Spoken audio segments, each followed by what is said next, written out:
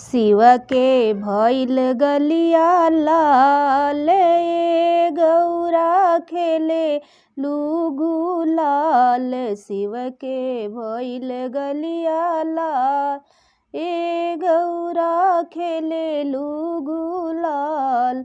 रंगवा से डूबल बाड़े पूरा कैलाश हो, रंगवा से डूबल बाड़े पूरा कैलाश हो।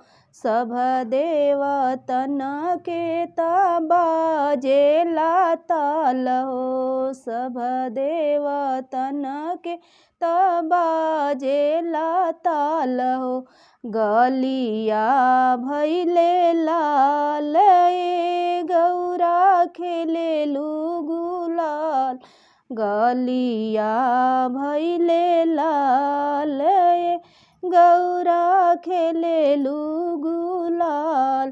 कार्तिक गणेश मिली खेले रंग होली, कार्तिक गणेश मिली खेले रंग होली। रंगवा के भइले बहुत जोरा जोरी, रंगवा के भइले बहुत जोरा जोरी।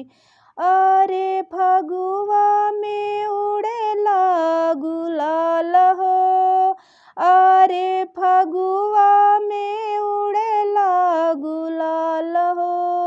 गलिया भइले लाल, ए गौरा खेले लू गुलाल। गलिया भइले लाल, ए गौरा खेले